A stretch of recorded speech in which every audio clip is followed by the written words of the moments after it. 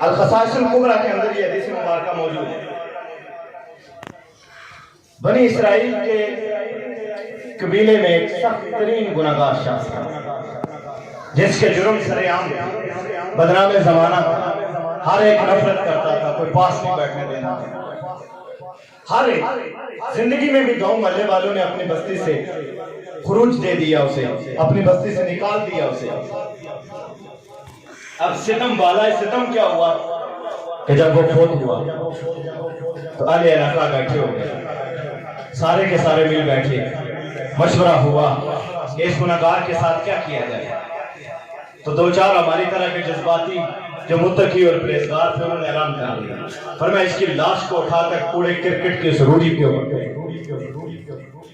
تقوی کا حیضہ تھا کچھ کو، انہوں نے کہا یہ اس قابل نہیں کہ اسے مسلمانوں کے قبرستان میں دفن کیا جائے، اسے متقی اور پرہیزگار لوگوں کے قبرستان میں دفن کیا جائے۔ جس قبرستان میں یہ دفن ہوگا، کسی نے کہا مجھے اس قبرستان میں دفن نہ کرنا، میں اس کے ساتھ بڑی نفرت کرتا ہوں، یہ گناہگار ہے۔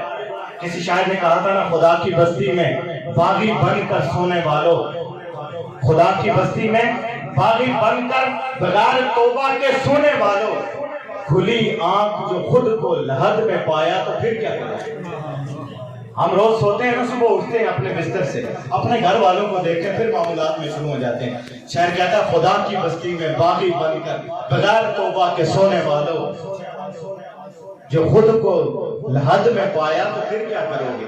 اور آگے تو خوبصورت بات کی، کسی کی عیب گوئی اور تنقیس میں اجلت سے کام لینے والوں، کسی کی عیب گوئی اور تنقیس میں اجلت سے کام لینے والے۔ محفل میلاد ہے، یہاں تذکرے بھی سکھائے جائیں گے، حضور کی محبتیں بھی، لیکن سیرت کے پہلو بھی یاد رکھنے چاہیے۔ ہمارے کانوں میں کسی کی کوئی بات اڑتی ہوئی بھی پڑ جائے، ہم اس کے اوپر الزامات اور بہتان کا بوچھاڑ کر دیتے ہیں، اس کی عزتوں کو سر عام نیلام کرتے ہیں، کبھی روڈوں پر، کبھی محلوں میں، کبھی گاڑیوں میں، کبھی بازاروں میں۔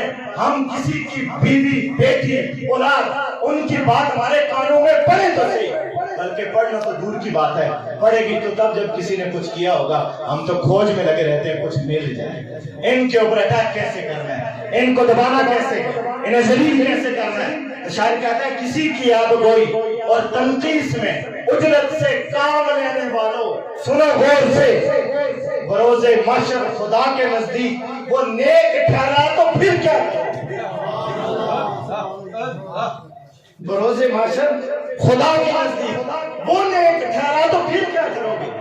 مجھے اور آپ کو رب نے لائن پہ لگا کر جسے ہم دنیا میں گناہگار سمجھتے تھے اسے بخشش کا پروانہ دے دیا تو ہم کیا کریں۔ کسی کی عیب گوئی اور تنقیس میں اجرت سے کام لینے والوں، بروز محشر خدا کے نزدیک وہ نیک ٹھہرا تو پھر کیا کریں۔ اب جب وہ مرا نا، اسے کوڑے کرکٹ کے اس روڑی دان کے اوپر پھینک دیا گیا۔ محلے والے ساتھ مل بیٹھے، نہیں پڑھیں گے اس کا جنازہ، یہ اس قابل نہیں ہے اس کا جنازہ پڑھا جائے۔ یار اگر ایسے گناہ ہیں نا جن کے بعد آگے پروٹوکول ملنے والا ہے تو نیکوکاروں سے گناہگار ہی اچھی ہے۔ ملا کیا پتہ ہے، جب سارے محلے والے اسے پھینک کے آ گئے، رب کی رحمت جوش میں عرش معلیٰ سے جبریل امین کو پیغام فَأَوْحَى اللَّهُ إِلَى مُوسَىٰ، حضرت موسیٰ علیہ السلام جو وقت کے پیغمبر تھے، رب ذوالجلال نے حضرت موسیٰ کو حکم دیا فَأَوْحَى اللَّهُ إِلَى مُوسَىٰ، اے میرے موسیٰ، ان اخرج، اس بندے کو جسے گناہگار سمجھ کر تم نے کوڑا کرکٹ کے روڑی دان پہ پھینک دیا ہے، ان اخرج، میرے موسیٰ تم جا کے اسے وہاں سے نکالو اور کرو کیا، وصلی علیہ، اس کی نماز جنازہ پڑھو۔ وقت کا نبی جس گناہگار کا جنازہ پڑھے گا، بتاؤ فرشتے اسے کتنے پروٹوکول کے ساتھ قبر میں لے گئے۔ فرمایا اسے نکالو، ان اخرج، موسیٰ تم نکالو، وصلی علیہ، تم نماز پڑھو۔ تو مالک کس لیے؟ حضرت موسیٰ علیہ السلام نے بھی وہی عرض پیش کی، سونے ربا بڑا گناہگار تھا، زمانے کا بدنام تھا، لوگ اس کے پاس بیٹھنا پسند نہیں کرتے تھے، ہر ایک نفرت کرتا تھا، پھر کس لیے اسے اتنا پروٹوکول۔ خالق کائنات کی طرف سے پھر جواب آیا، ہاں قضا موسیٰ جیسا تم کہتے ہو بات ویسی ہے۔ معلوم ہمیں بھی یہ بڑا گناہگار، اس کے نامہ اعمال गुनाहों की स्याही से भरे हुए थे। कोई खाना इसने खाली नहीं छोड़ा, कोई जुर्म ऐसा नहीं जो इसने किया नहीं। मालिक फिर इतना प्रोटोकॉल के महफिल मीलाद में आने वालों ये अकीदा लेके जाए। किस लिए? फरमाया कान जैसा तुम कहते हो वैसा ही था, इल्ला तुम्हें इसके जाहिर का पता था, रब इसके बातिन से भी मालूम था। मालिक वो क्या? फरमाया इल्ला अन्नहु कुल्लमा नशरत तौरात। फरमाया मूसा जो किताब तौरात मैंने तुम्हारे ऊपर नाजिल की है, कुल्लमा नशरत तौरात, जब भी ये तौरात की किताब को खोलता था, जैसे हम कुरान खोलते हैं, फरमाया जब भी तौरात खोलता था करता क्या?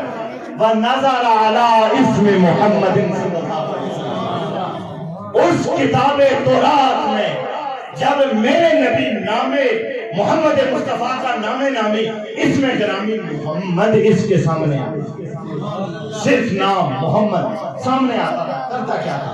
क़ब्बलहु, किताब उठाकर उस नाम को चूमता, किताब उठाकर उस नामे मोहम्मद को चूम लेता था। ववदअहु अला ऐनैहि, और उस वर्क के ऊपर लिखे हुए नामे मोहम्मद को चूम कर अपनी आंखों के साथ लगा लिया करता था। फरमाया इसलिए वसल्ला अलैहि, मेरे नबी पर दुरूद पढ़ता था। तौरात की किताब में लिखा हुआ नामे मोहम्मद उसे देख के चूमता था और फिर आंखों से लगाता था। फरमाया मूसा तुम्हें इसके जुर्म नजर आते हैं, मुझे इसके सीने में मोहम्मद मुस्तफा की मोहब्बत। फरमाया ये जो इसका अमल है, मेरे नबी के नाम के साथ मोहब्बत, आंखों के साथ लगाना, उसे छूना। फरमाया इसलिए पता है मैंने इसे प्रोटोकॉल क्या दिया? फरमाया फगफरतु ज़ुनूबहु, मेरे मूसा मैंने इसके सारे गुनाह माफ कर दिए। फर्श ज़मीन पर है, अभी नबी ने जनाजा नहीं पढ़ाया, अभी नबी ने मग़फ़िरत की दुआ नहीं की, जनाजे से पहले की बातें वाले की है। फरमाया फगफरतु ज़ुनूबहु, सारे गुनाह माफ कर दिए। वज़व्वजतुहु सबईना हूरा, फरमाया है जमीन पर, आसमान के ऊपर जन्नतों में हमने 70 हूरों के साथ इसकी शादी भी फरमा दी। नामे मोहम्मद के साथ सिर्फ उसे चूमना। अब वो जो हजरत मूसा अलैहिस्सलाम का उम्मती था, वो मेरे और आपके नबी का उम्मती तो नहीं था। उसने कलमा तो हजरत मूसा का पढ़ा था, उसके पास किताब तो तौरात की थी। वो मुस्तफा जाने रहमत का उम्मती तो नहीं था, वो तो हजरत मूसा का उम्मती था। मैं कहता हूँ इस हदीस को सामने रखते हुए, खसाइसुल कुबरा में यह हदीस मौजूद है कि अगर जनाब मूसा अलैहिस्सलाम का उम्मती अपनी किताब में नामे मोहम्मद को देखकर चुने और आंखों से लगाए, रब उसे इतना इनाम फरमाएगा। आज अगर कोई उम्मती नामे मोहम्मद पे अंगूठे चूम के आंखों पे लगाए, रब उसे कितना प्रोटोकॉल होता है।